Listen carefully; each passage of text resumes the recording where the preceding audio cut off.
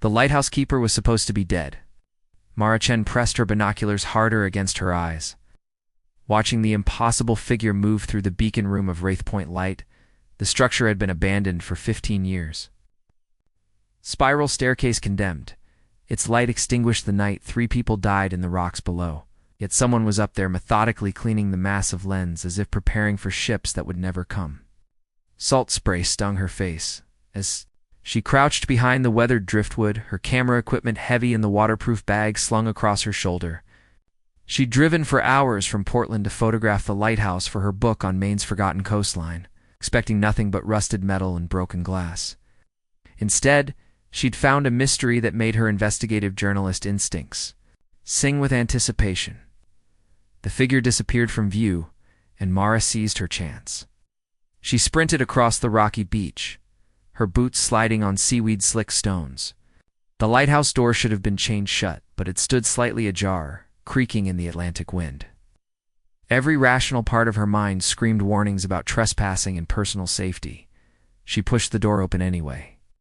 The interior smelled of brine and something else. Coffee. Fresh coffee. "You can come up," a voice called from somewhere above, echoing down the spiral stairs. But watch the 3rd step from the top.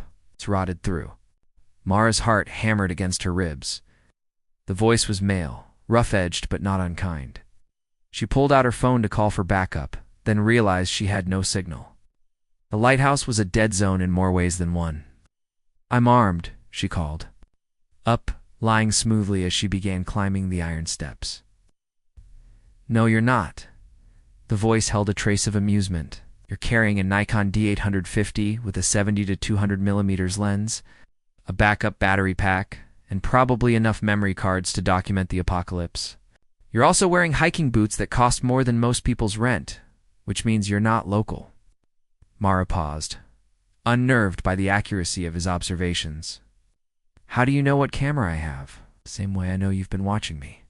For the past 20 minutes, I notice things." She climbed higher, each step bringing her closer to answers or danger. The lighthouse's interior was surprisingly clean, its walls free of the graffiti and debris she'd expected. Someone had been maintaining this place, caring for it, despite its official abandonment. The beacon room took her breath away. Floor-to-ceiling. Windows offered a panoramic view of the Maine coast, where gray waves crashed against black rocks in endless hypnotic rhythm. The massive Fresnel lens gleamed as if newly polished, its prismatic surface catching the late afternoon light and throwing rainbows across the curved walls. And standing beside it, cloth in hand, was the most unsettling man she'd ever seen. He was tall and lean, with dark hair that suggested he'd been running his fingers through it and eyes the color of storm clouds. His face belonged on a Renaissance sculpture, all sharp angles and classical proportions. But it was marked by something that made her take an involuntary step backward. Not violence exactly, but a kind of carefully contained intensity that suggested depths she wasn't sure she wanted to explore. "You're trespassing," he said without looking at her, continuing to polish a section of the lens with methodical precision. "So are you?" Mara raised her camera, then hesitated. Something about photographing him without permission felt like a violation. "This lighthouse has been closed since 2008, I know. I was here the night it happened," the simple statement hit her like a physical blow. Mara lowered her camera completely, studying his profile as he worked. The accident? His hand stilled on the lens. For a moment, the only sounds were the wind and the distant crash of waves. When he finally looked at her, his eyes held a pain so raw it made her chest tighten. It wasn't an accident. The words hung between them like a challenge. Mara felt the familiar rush of a story revealing itself, the electric anticipation that came with standing at the edge of truth. But beneath that professional excitement was something else, something personal and dangerous. This man was damaged in ways that called to her own broken places. "What's your name?" she asked quietly. "Finn." He set down the polishing cloth and faced her fully. "Finn Blackwood, you're Mara Chen, investigative journalist for the Portland Herald. You won the Polk Award 3 years ago for exposing corruption in the state prison system." Now it was her turn to go still. "How do you know that?" I told you. I noticed things. Finn moved to the windows, his gaze fixed on the horizon where storm clouds were building. The real question is what you're going to do with what you've noticed here. Mara joined him at the window, maintaining careful distance. Up close, she could see the fine lines around his eyes, the way his shoulders held tension like armor. That depends on what you tell me about the night this lighthouse went dark. And if I don't tell you anything, then I'll find out another way. It's what I do. Finn turned to study her, and she felt exposed under that penetrating stare. You're not afraid of me. It wasn't a question, but she answered anyway. Should I be? Most people would be, if they knew what I've done. I'm not most people. Something shifted in his expression, a crack in the carefully maintained facade. No, he said softly. I don't think you are. Thunder rumbled in the distance, the approaching storm turning the sea from gray to black. Rain began to patter against the windows, and Mara realized she was trapped. Her car was parked a quarter-mile away across treacherous rocks, and the weather was deteriorating rapidly. Looks like you're staying, Finn observed, reading the situation as easily as he'd read her equipment. I have a hotel reservation in Bar Harbor. Not tonight, you don't. The storm's going to be bad. The road to town floods when the tide's high and the wind's up. As if to punctuate his words, lightning split the sky, illuminating the lighthouse in stark black and white. In that brief electric moment, Mara saw something in Finn's face that made her pulse quicken. Not danger, but recognition. As if he saw in her the same restless hunger that drove him to tend a light that no longer served its purpose. There's a cottage, he said, behind the lighthouse. It's where the keeper used to live. It's clean, and there's food. You live there? Sometime? Finn gathered his cleaning supplies with economical movements. When I need to think, or when I need to remember what? He paused at the top of the spiral stairs, his hand resting on the railing. When he looked back at her, his eyes held secrets that pulled at her like an undertow. Why some lights are worth keeping burning, even when everyone else has given up on them. The storm hit as they descended, rain hammering the lighthouse windows. With increasing fury, but it was Finn's words that left Mara breathless, because she recognized in them an echo of her own desperate attempts to illuminate truth in a world that preferred comfortable darkness. As they reached the bottom of the stairs, she realized she was no longer interested in photographing this place. She was interested in the man who had claimed it as his own. The cottage was a revelation wrapped in weathered cedar shingles. Mara had expected decay and abandonment, but the interior was warm, lived in, almost cozy. A fire crackled in the stone hearth, casting dancing shadows across bookshelves filled with maritime histories and philosophical texts. The smell of wood smoke mingled with something more complex, the lingering aroma of a meal recently prepared. You've been living here, she said, setting her camera bag beside the door. It wasn't a question. Finn shrugged out of his rain-soaked jacket, revealing a cable-knit sweater that had seen better years. I own it. Bought the whole property from the state when they decommissioned the lighthouse. Why? Because someone needs to maintain it. He moved to the kitchen, pulling down 2 mugs from an open shelf. Coffee. It's going to be a long night. Mara accepted the mug gratefully, wrapping her fingers around its ceramic warmth. The coffee was excellent, dark and rich with just a hint of salt air that seemed to permeate everything on this stretch of coast. You still haven't told me what really happened here yet. You haven't told me why you're really here. Finn settled into a chair across from her, his gray eyes reflecting the firelight. Your book on forgotten lighthouses is a cover story. I looked you up after I spotted you on the beach. Your last article was 6 months ago about pharmaceutical companies suppressing adverse drug trial results. Before that, defense contractors. Before that, human trafficking rings operating out of massage parlors. A chill that had nothing to do with the storm ran down Mara's spine. You've done your homework. I had to. When someone starts watching my home, I find out who they are and what they want. His voice remained conversational, but there was steel underneath. So I'll ask again. Why are you really here? Mara stared into her coffee, weighing her options. She could lie, deflect, maintain the cover story that had gotten her this far. but something about Finn's directness, his willingness to reveal his own secrets, made deception feel cowardly. 3 weeks ago I got a letter, she said finally. Handwritten, no return address. It said that what happened at Wraith Point Light wasn't an accident, and that if I wanted the truth, I should come see for myself. Finn went very still. Do you have the letter? In my car. She studied his face, looking for tells. Do you know? Who might have sent it? Maybe. He set down his mug and moved to the window, where rain lashed against the glass and sheets. The night the lighthouse went dark, 3 people died. The official report blamed equipment failure and operator error. Said the lighthouse keeper, Thomas Hartley, was drunk on duty and failed to activate the emergency beacon when the primary light failed. But you don't believe that? I know it's not true.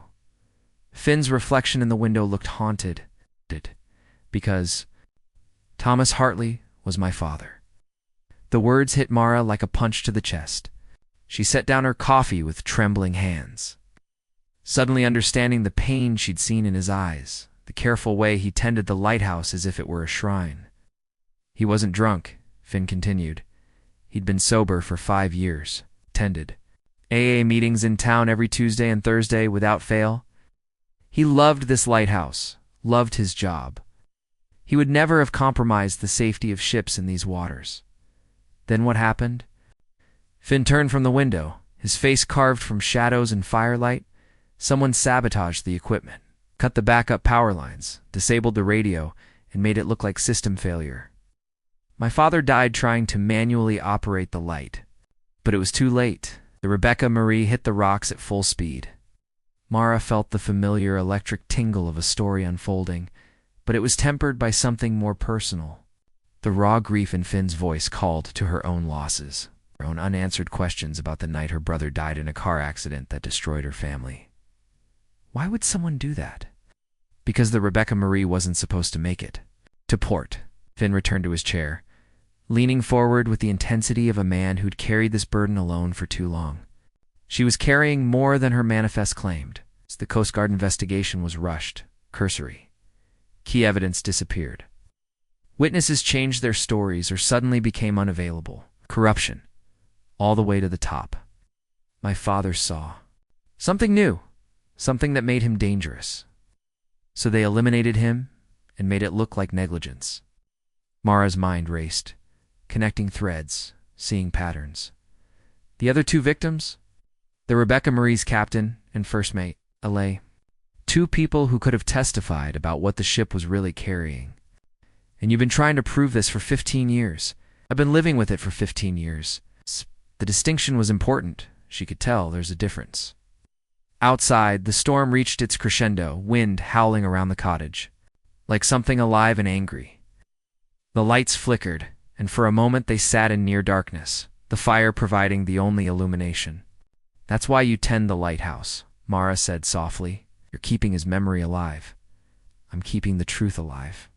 Finn's voice was barely audible above the storm, even if no one else cares to see it. The lights stabilized, and in the returning glow, Mara saw something in Finn's face that made her chest tighten. Recognition, not just of shared purpose, but of shared damage. They were both people who couldn't let go, who picked at wounds until they became scars, who chose truth over comfort even when it destroyed them. Show me, she said. Everything. Your father's personal effects, the official reports, witness statements, evidence photos. Show me what you have. Finn studied her for a long moment. Why would you help me?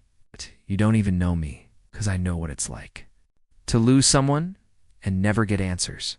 Because I know what it's like to have people tell you to move on when moving on feels like betrayal. She leaned forward, matching his intensity. Okay, and because if you're right, if there was a conspiracy that killed 3 innocent people, then it's still out there.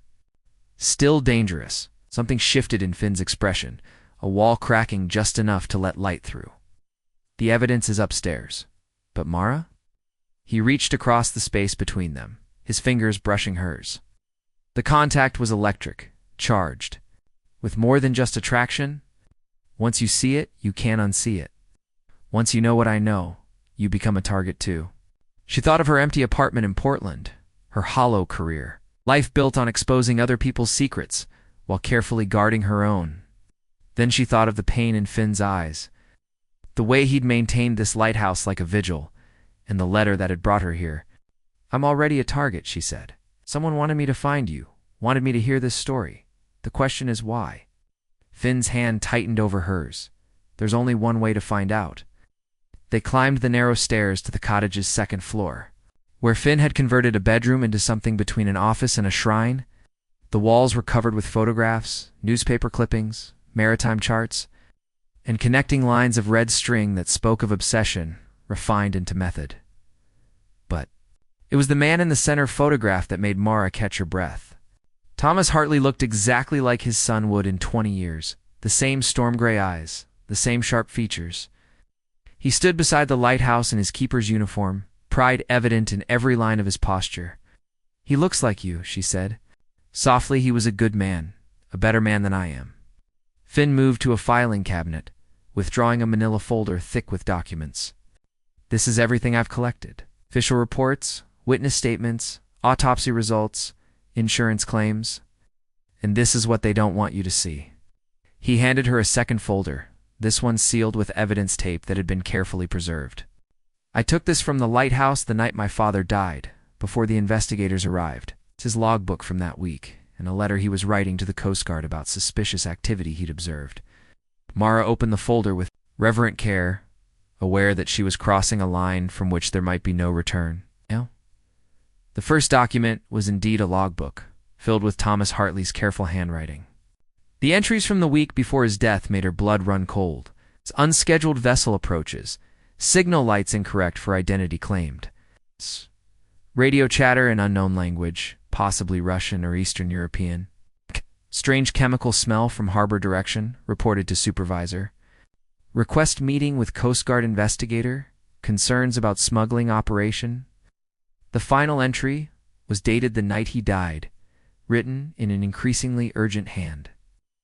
They know I've been watching. Car followed me home from town. Phone line. Cut. If something happens to me, look for the truth in the light. Mara's hands were shaking as she set down the logbook. Did you give this to the police? I tried. The detective assigned to the case told me it was the rambling of an alcoholic paranoid about losing his job. When I insisted, when I pushed for a real investigation, I started having my own accidents. Brake lines cut. House broken into, threatening. Phone calls. So you backed off. I survived. Finn's voice was bitter. I was 23, scared, and alone. I chose self-preservation over justice. The pain in his admission was so raw that Mara had to look away. She understood the weight of survivor's guilt, the corrosive shame of choosing safety over truth. It was a choice that had defined both their lives in different ways. But now you're ready to fight back. Now I have help. The connection between them hummed with possibility and danger. If you're willing. Before Mara could answer, the lights went out completely. In the sudden darkness, she heard something that made her blood freeze, the sound of footsteps on the cottage's front porch. Finn, she whispered. I know. His voice was calm, but she could hear him moving, could sense the coiled tension in his body. Stay low. There's a back door off the kitchen. Who is it? Someone who doesn't want us sharing what you just read. A sound came from downstairs, the front door opening with the soft squeal of hinges that needed oil. Someone was inside the cottage, moving with practiced stealth through the main room. Mara's heart hammered so loudly she was sure it could be heard over the storm. Beside her in the darkness, Finn's breathing was controlled, measured. This wasn't his first time being hunted. The evidence, she breathed. Leave it. We need to go now. But as they moved toward the stairs, a voice called up from below, familiar and chilling in its casual authority. Hello, Finn. It's been a long time. Finn went rigid beside her. When he spoke, his voice held a depth of betrayal that made Mara's chest ache. Hello, Uncle Marcus. I wondered when you'd finally come home. The man who emerged from the shadows looked like a weathered version of Finn. The same sharp features softened by age and hardened by choices. Marcus Blackwood wore an expensive coat that hadn't quite dried from the storm, and his silver hair was perfectly styled despite the wind. But it was his eyes that made Mara's skin crawl, calculating. Utterly without the warmth she'd glimpsed in his nephew. "You can come down now," Marcus called, his voice carrying the casual authority of someone accustomed to being obeyed. "Both of you. We need to talk." Finn's hand found Mara's in the darkness, his fingers ice cold. "He was my father's brother." He whispered so low she barely heard him over the storm. "Coast Guard commander. Retired 5 years ago." The implications hit her like a physical blow. Family, authority, access to investigations and evidence. The perfect position to orchestrate a cover-up. "I know you're up there with Ms. Chen," Marcus continued. "And I know you've been showing her Thomas's paranoid scribblings. Time to end this charade, nephew." Finn squeezed her hand once, then released it. When he spoke, his voice carried down the stairs with deceptive calm. "Just like you ended Dad's charade. Your father was sick, Finn. Alcoholic, delusional, seeing conspiracies where none existed. I tried to help him, tried to get him treatment, but he was too far gone. He was sober for 5 years. He was hiding it better." Marcus's footsteps echoed on the wooden floor below as he moved through the cottage with familiar ease. The night he died, he was drunk and ranting about imaginary smugglers. He caused his own accident through negligence and paranoia. Mara felt Finn's entire body tense beside her. She could practically feel the rage radiating from him, barely contained after 15 years of fermentation. "Then explain this," Finn said, and before Mara could stop him, he was moving down the stairs, the evidence folder in his hands. "Finn, no," she hissed, but it was too late. She followed him down, every instinct screaming danger. Marcus stood in the cottage's main room, no longer alone. 2 men flanked him, both wearing the kind of casual clothes that didn't quite hide their professional wariness. Security, muscle, insurance against family sentiment. "Uncle Marcus," Finn said, his voice dripping with false pleasantry. "You to meet Mara Chen. She's very interested in family history." Marcus's gaze shifted to her, appraising and dismissive. "Chen, your reputation precedes you. I'm surprised you'd stake it on the delusions of a grief-stricken man." "Funny thing about delusions," Mara said, finding her voice despite the fear, clawing at her throat. "They usually can't be corroborated by physical evidence." "What physical evidence?" Marcus's tone remained conversational, but something predatory flickered in his eyes. Finn held up the folder. Dad's real logbook, not the sanitized version that made it into the official report. The one where he documented weeks of suspicious activity before his death. Thomas was paranoid and delusional. His writings prove nothing except his deteriorating mental state. They prove he was murdered. The words came out flat, final. They prove you killed him to cover up whatever operation you were protecting. For a moment, the only sound was rain against windows and the crackling of the fire. Then Marcus smiled, and it was the most chilling expression Mara had ever seen. "You always were too smart for your own good," he said softly. "Just like your father." The admission hung in the air between them, more devastating than any confession. Finn swayed as if he'd been struck, 15 years of doubt and self-recrimination crashing down around him. "Why?" The word came out broken, barely human, because Thomas couldn't leave well enough alone. Marcus moved closer, his hands clasped. Behind his back like a lecturer delivering an uncomfortable truth. Because he saw patterns where he should have seen coincidence. Because he asked questions when silence would have served everyone better. What were they smuggling? Does it matter? Drugs, weapons, people. The cargo was less important than the revenue stream. The Rebecca Marie was just one ship in a network that generated millions in protection fees. Money that funded operations that kept dangerous people happy, that maintained the delicate balance of power in these waters. Mara felt sick. "You were taking bribes to allow smuggling operations." "I was maintaining order," Marcus corrected. "Do you have any idea how much violence we prevented by providing controlled access?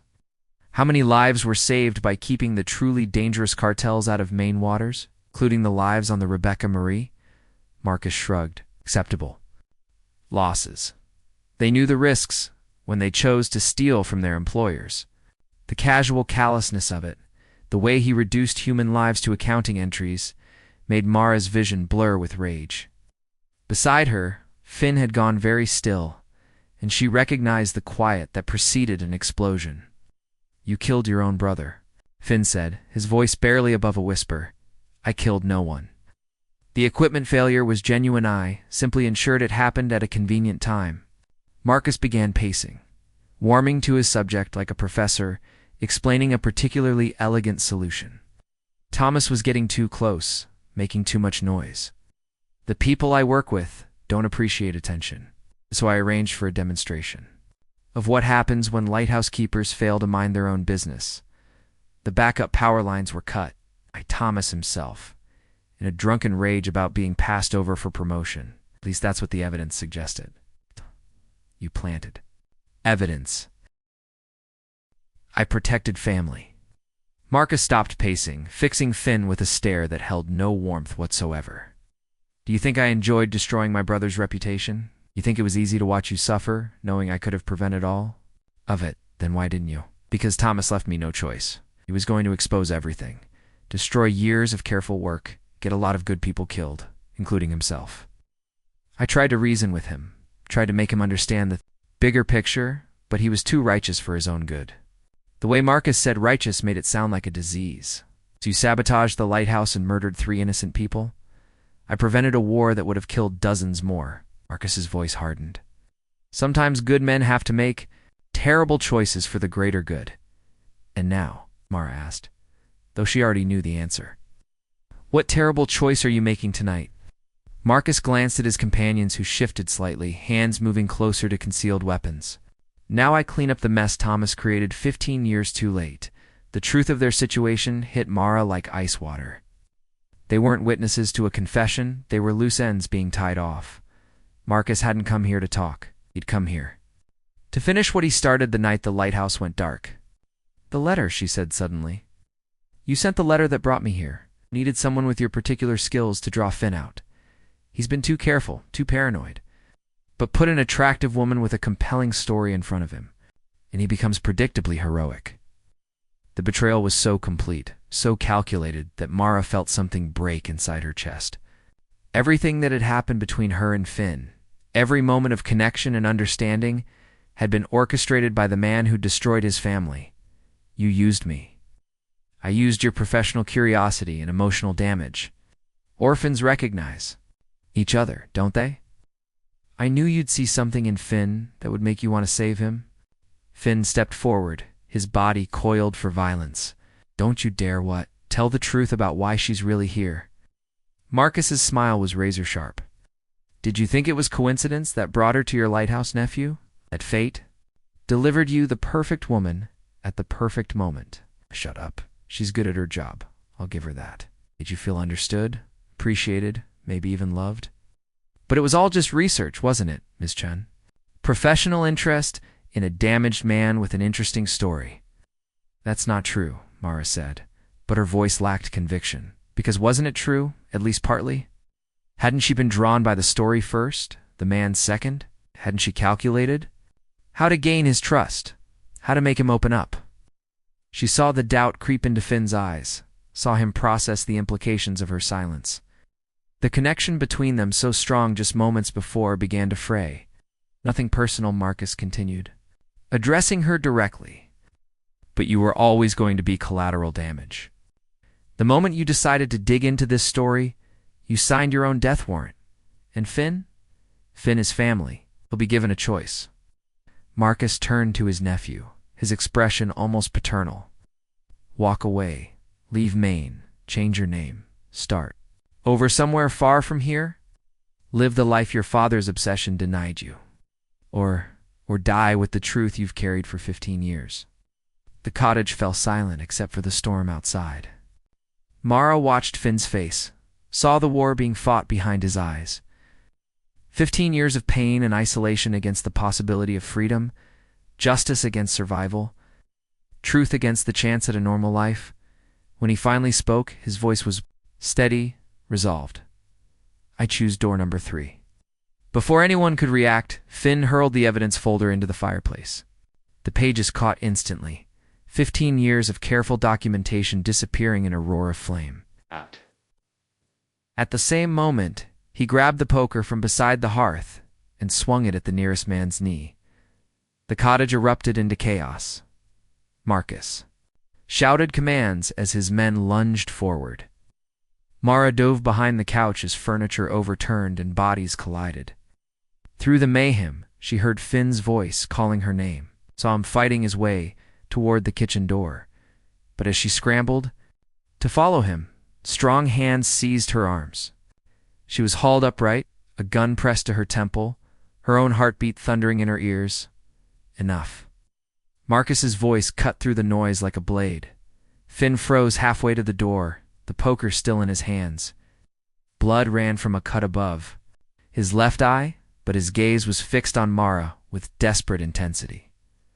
Let her go, Marcus. This is between us. No, nephew, is exactly where it needs to be. Marcus moved closer, studying Finn's face with scientific interest. You care about her? Really care? That's unfortunate. She has nothing to do with this. She has everything to do with this. She's your weakness, Finn. The thing that will make you choose survival over principle. Marcus nodded to the man holding Mara. Kill her, and he'll do whatever we ask. Spare her, and he becomes a problem that needs solving. The calculation in his voice was worse than any threat. This wasn't personal. For Marcus, it was simply business. The efficient elimination of complications. I'll go, Finn said quickly. I'll disappear. Never speak of this again. Just let her live. You'll forgive me if I don't trust the word of a man who just destroyed crucial evidence. The evidence was already destroyed 15 years ago. Those were copies. Marcus paused, something flickering in his expression. What? I gave the originals to someone else years ago. Someone with the resources and patience to wait for the right moment to use them. Finn smiled, and there was something feral in the expression. Did you really think I'd keep something that valuable in a seaside cottage? I'm paranoid, Uncle, not stupid. The lie was beautiful, perfect, delivered with just enough conviction to plant doubt. Mara felt a surge of admiration for Finn's quick thinking, even as the gun barrel pressed harder against her skull. You're bluffing. Am I then? Why haven't you killed us yet? The question hung in the air like smoke from the burning papers. Marcus's expression shifted, uncertainty creeping in for the first time since he'd arrived. He was losing control of the situation, and they all knew it. That's when the lights went out again, plunging the cottage into complete darkness. But this time, the darkness brought salvation crashing through the windows. The window exploded inward in a cascade of glass and storm wind. Through the opening came figures in tactical gear, voices shouting commands over the chaos. Mara felt the gun leave her temple as her captor spun toward the new threat. Act. Herself sideways, rolling behind the overturned coffee table as gunfire erupted around her in the strobing muzzle flashes. She caught glimpses of the battle consuming the cottage. Finn had vanished into the darkness, but she could hear him moving, hear the solid impact of the poker finding targets. Marcus was shouting orders that no one seemed to be following, his careful control evaporating in the face of overwhelming force. Federal agents, drop your weapons. The voice cut through the noise with absolute authority. More figures poured through the shattered window, tactical lights cutting through the darkness like lasers. In their illumination, Mara saw Marcus Blackwood pressed against the far wall, his hands raised, his expression cycling between rage and calculation. This is a private family matter, he called out, still trying to manipulate the situation. Nice. Been a misunderstanding. The only misunderstanding came a familiar voice from near the kitchen. Is yours, Marcus? A woman stepped into the light badge held high, service weapon trained on the man who had orchestrated 15 years of lies. She was in her 50s, with silver-streaked brown hair and the bearing of someone accustomed to command. But it was her eyes that made Marcus go white storm gray eyes, identical to Finn's. Hello, Marcus, she said, her voice carrying the weight of years and justice delayed. Agent Sarah Blackwood, FBI. I believe you remember me. Mara's mind reeled. Another Blackwood, another family member she hadn't known existed. From her position behind the overturned table, she watched the tableau unfold with growing understanding. Sarah, Marcus's voice was barely a whisper. You're supposed to be dead. Car accident in Seattle, wasn't it? Very convincing. It took me 3 years to build a new identity solid enough to survive federal background checks. Sarah moved closer, her weapon never wavering. Longer to work my way high. Enough in the bureau to investigate my own brother's murder. Finn emerged from the shadows near the kitchen, blood running from a gash on his forehead but very much alive. His eyes found Mara first, checking that she was unharmed. Before turning to the woman who had just redefined everything he thought. He knew about his family, Aunt Sarah. His voice cracked like a teenager's. But you died when I was 8? I disappeared when I was 8 months pregnant and started asking to. Many questions about Coast Guard operations in Maine waters. Sarah's gaze never left Marcus. Your uncle here decided I was becoming inconvenient, arranged for me to have a fatal accident before I could dig too deep. The pieces clicked into place for Mara with sickening clarity. You sent the letter. Brought me here. I needed someone with investigative skills and no connection to the family. Someone who could get close to Finn and document his evidence before Marcus realized the threat. Sarah's expression softened slightly as she looked at Mara. I'm sorry for manipulating you, but I needed independent corroboration. A witness whose testimony couldn't be dismissed as family bias. So you used her, Finn said, his voice hollow, just like he did. No. Sarah's response was firm. I gave her the choice to walk away. I gave her information and let her decide what to do with it. Marcus orchestrated her emotions and exploited her vulnerabilities. There's a difference. Mara felt that difference like a physical weight lifting from her chest. The connection she'd felt with Finn hadn't been manufactured, it had been real. Complicated by circumstance, but not invalidated by it. The evidence, Marcus said suddenly, gesturing toward the fireplace where the papers had burned. You destroyed your only proof. Those were photocopies, Sarah replied calmly. The originals have been in FBI custody for 2 years, along with supplementary evidence gathered through federal investigation, banking records, communication intercepts, testimony from your former associates who decided cooperation was preferable to prosecution. Marcus's face went ashen. What associates? Ones who didn't die in convenient accidents over the past decade. Amazing how talkative people become when they realize they're not as protected as they thought. Sarah signaled to her team, who began securing the scene with professional efficiency. Marcus Blackwood, you're under arrest for murder, conspiracy, racketeering, and about 15 other federal charges that will ensure you never see the outside of a prison cell. As the agents moved to cuff Marcus, he looked directly at Finn. You have no idea what you've unleashed, nephew. The people I worked with don't forgive, and they don't forget. You think this ends with my arrest? You've just painted targets on everyone in this room? Let me worry about that, Sarah said, nodding to the agents. Take him. As Marcus was led away, still muttering threats and justifications, the cottage fell into relative quiet. The storm outside was beginning to abate, rain tapering from torrential to merely heavy. Federal agents continued their work, photographing the scene, collecting evidence, treating the minor injuries Marcus's men had sustained in the brief fight. Mara stood slowly, her legs unsteady from adrenaline and shock. Everything had happened so fast that she was still processing the implications. The story she'd come here to investigate had turned into something far larger and more dangerous than she'd imagined. Are you all right? Finn appeared beside her, his hands gentle as he checked her for injuries. The concern in his eyes was so genuine it made her chest tight. I think so. I'll live. He touched the cut on his forehead, wincing slightly. I can't believe she's alive. All these years I thought I was the only one left who knew the truth. She was protecting you, Mara said softly. If Marcus had known she survived, he would have used you to get to her. Instead, she used you to get to him. Finn's expression darkened. I'm sorry, Mara. You got caught in the middle of something that had nothing to do with you, didn't it? She studied his face, seeing past the blood. In exhaustion to the man who had trusted her with his deepest pain. From the moment I decided to come here, It became my story too. My choice. A choice based on manipulated information. A choice I'd make again. The words surprised her with their certainty. What your family did to each other, what Marcus did to your father, that's not your fault, Finn. But the way you honored your father's memory, it's the way you kept searching for truth, even when it would have been easier to give up, that's everything. Something shifted in Finn's expression, hope replacing the guilt that had shadowed his features since Sarah's revelation. You don't think less of me? For dragging you into this? I think you're the bravest man I've ever met, the most stubborn. She managed a small smile, which is saying something, considering my profession. Before Finn could respond, Sarah approached them, holstering her weapon. Up close, the family resemblance was even more pronounced. She had the same sharp features, the same intensity, but tempered by years of federal service and personal loss.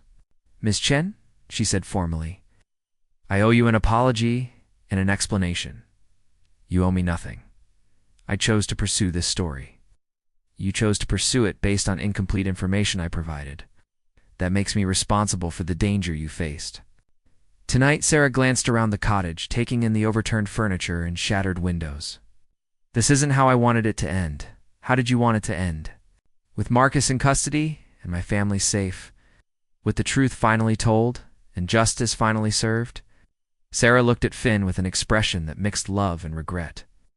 With a chance to know my nephew as an adult, instead of remembering him as a grieving child. The emotion in her voice was raw, unguarded. Mara realized that Sarah had sacrificed more than her life and identity. She'd given up any relationship with the only family she had left, all in service of a justice that had taken 18 years to achieve. It's not too late, Finn said quietly. For any of it, isn't it? Sarah gestured toward the agents still working around them. Marcus was right about one thing, his arrest won't end this. The organization he worked with has resources, connections, long memories. They'll come for all of us eventually. Then we face them together, Mara said, surprising herself again. All of us, as a family. Both Blackwoods turned to stare at her, and she felt heat rise in her cheeks. But she pressed on, because the words felt true in a way that transcended logic. I mean, if you'll have me. I know we barely know each other, and this whole situation is insane, but you're already part of this, Finn finished. You've been since the moment you decided to climb those lighthouse stairs. The moment I decided to trust a stranger in a storm. She corrected. Something passed between them then, a recognition that went deeper than attraction or shared danger. They had found each other in the wreckage of their separate tragedies, and somehow created something stronger than either of them could be alone. There's something else, Sarah said, pulling a manila envelope from her jacket.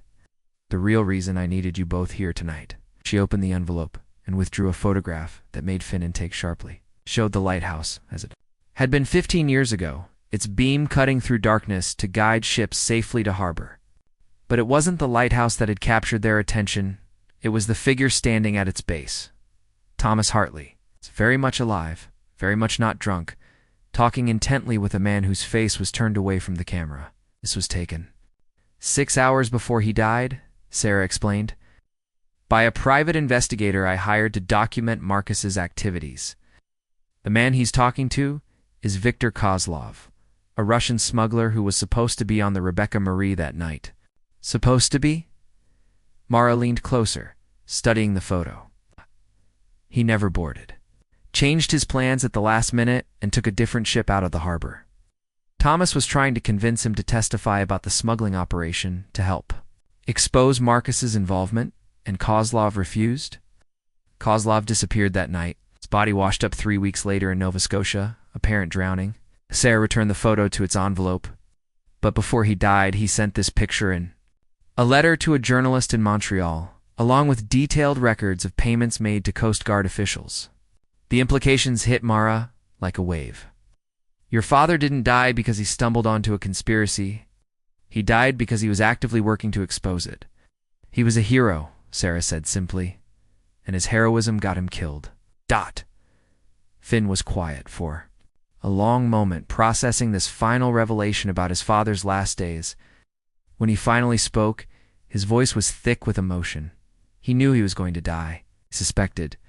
That's why he wrote that letter to the Coast Guard. Why he documented everything so carefully in his logbook. He was building a case, gathering evidence, preparing for the possibility that someone would need to continue his work. Someone like you, someone like all of us.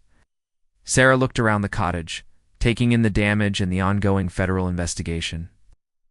This doesn't end with Marcus's arrest. Smuggling network is still active, still dangerous.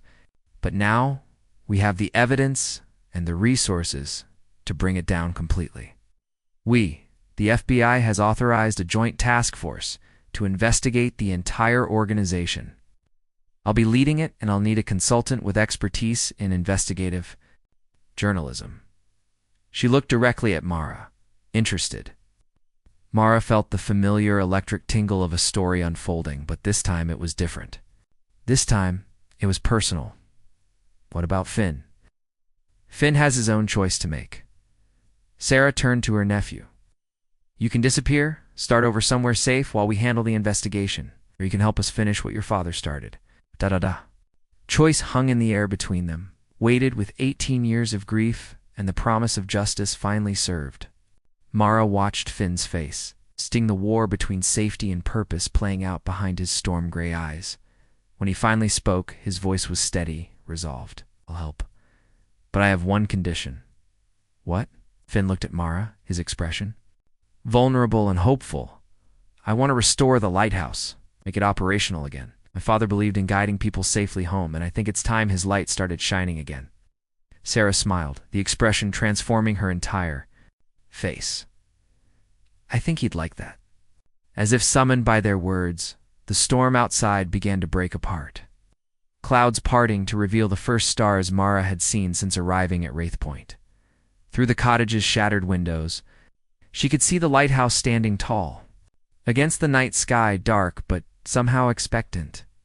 Soon, she thought, it would shine again. And this time it would guide more than ships safely to harbor. It would guide a broken family home.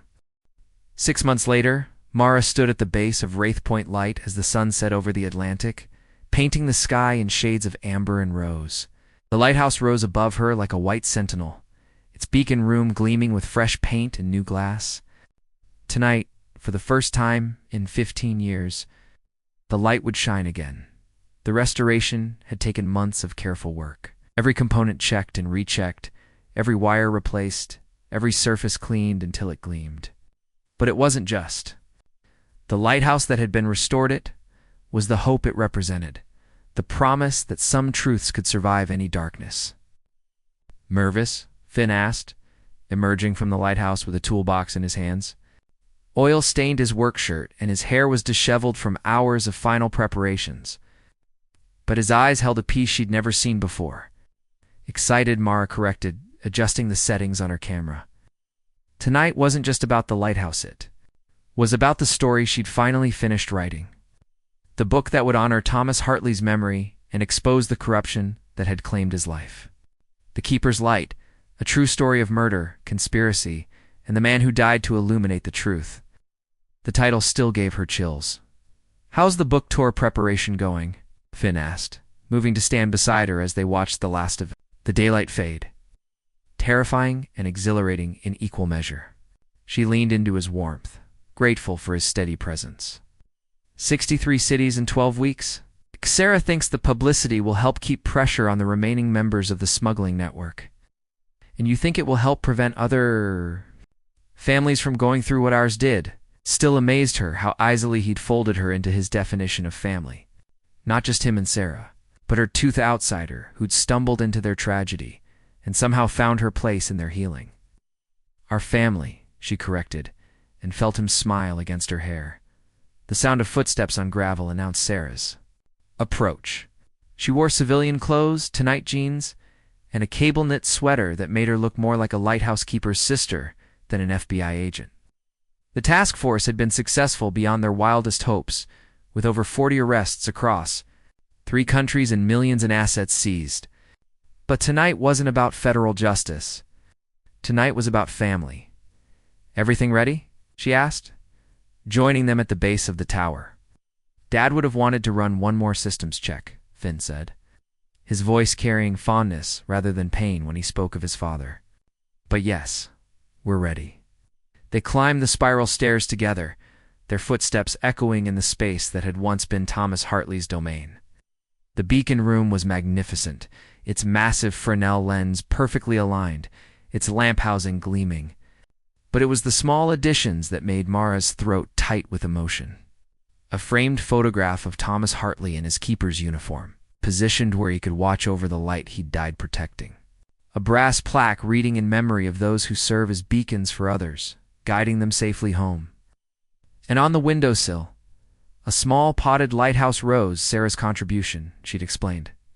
Because even lighthouses needed something beautiful to tend. "Are you ready?" Sarah asked Finn, her hand resting on the switch that would bring the beacon to life. Finn looked out at the darkening ocean, where the lights of fishing boats dotted the horizon like fallen stars. Somewhere out there, ships were making their way through treacherous waters, trusting that the lights on shore would guide them safely home. "He's ready," Mara said softly, understanding that this moment wasn't just about honoring the past, it was about reclaiming the future. Together, all three of them placed their hands on the switch. "For Thomas," Sarah whispered. "For truth," Mara added. "For home," Finn finished. They threw the switch, and the lighthouse exploded into brilliance. The beam swept across the water in a slow, steady rhythm, its light visible for miles in every direction. It caught the waves and turned them to liquid. Silver painted the clouds with ethereal radiance, sent its message across the darkness with unwavering certainty. Here is safety, here is guidance, here is hope. Standing in that circle of light, surrounded by the people who'd become her chosen family, Mara felt something settle in her chest that she'd been missing her entire adult life. Purpose, yes, but more than that, belonging, the knowledge that she was exactly where she was meant to be, doing exactly what she was meant to do. "There's something I need to tell you both," she said, her voice barely audible over the sound of the beacon's rotation. Finn and Sarah turned to her, concern flickering in their identical gray eyes.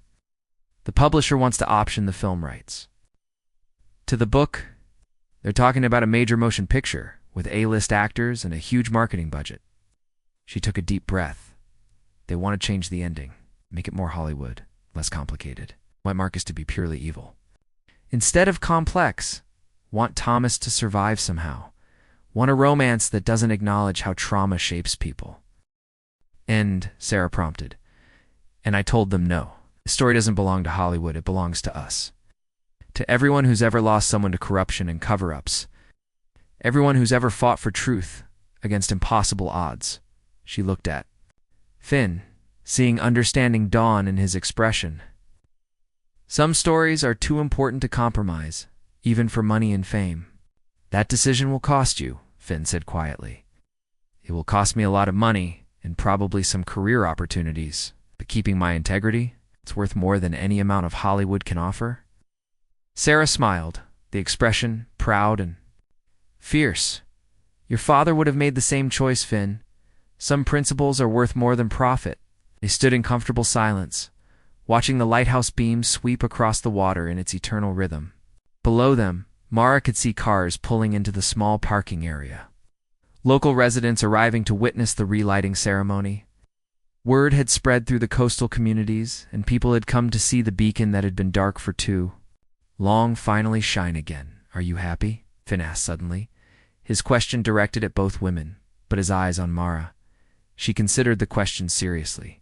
6 months ago, her life had been a careful construct of professional achievement and personal isolation. She'd had success but not satisfaction, recognition but not belonging.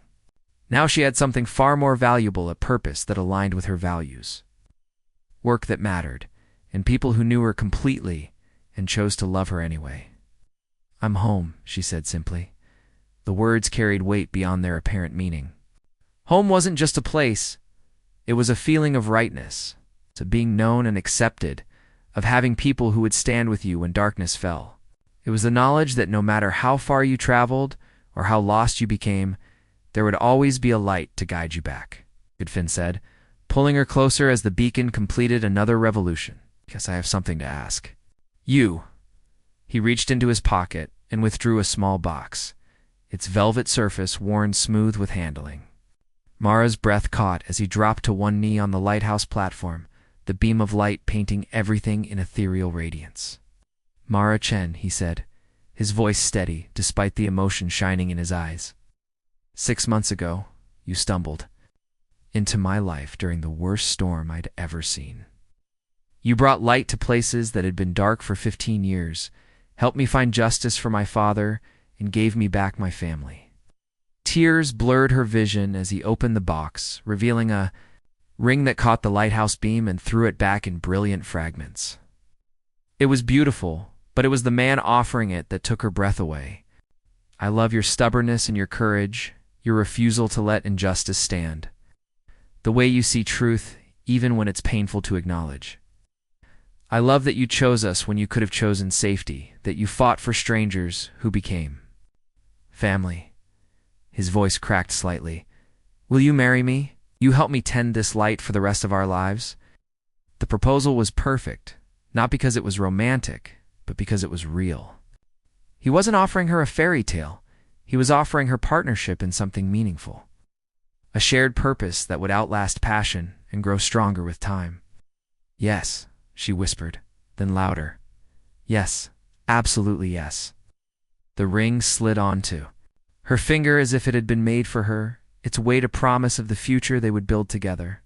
Around them, the lighthouse beam continued its steady rotation, sending its message of hope and guidance across the dark water, as Finn stood and pulled her into his arms. As Sarah cheered, and the crowd below applauded the ceremony they'd witnessed, Mara felt the last pieces of her life click into place.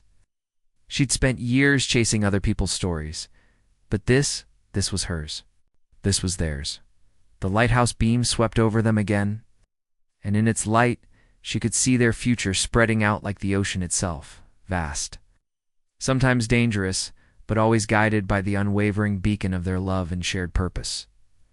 Below, them ships made their way safely through waters that had once claimed lives through corruption and conspiracy. The smuggling network was broken, its members in prison or hiding. Marcus Blackwood would spend the rest of his life behind bars, his carefully constructed world of power and privilege reduced to an 8x10 cell. But more importantly, Thomas Hartley's light was shining again. Not just the lighthouse beacon, but the light of truth he'd died to protect. It lived on in his son's dedication to justice and his sister's commitment to law enforcement. That in the book that would ensure his story was never forgotten, and it lived. On in the promise that some lights are too important to let die, no matter how dark the night becomes. As the stars emerged in the clear sky above Wraith Point, as the lighthouse beam continued its eternal sweep across the Atlantic, Mara understood that she'd found more than love or family, or even justice. She'd found her calling. The light would always need tending, truth would always need defending, and there would always be ships searching for safe harbor in the storm. As long as people like them existed, people, willing to stand as beacons for others, the darkness would never win. The lighthouse beam swept over them one more time, blessing their promise with its ancient benediction of hope and guidance, and somewhere in that light, Thomas Hartley's spirit finally found peace. The end asterisk like this video if the story touched your heart. Subscribe for more emotional tales, and share with someone who believes in the power of true love. And let us know in the comments. We love connecting with our global community of romance lovers asterisk.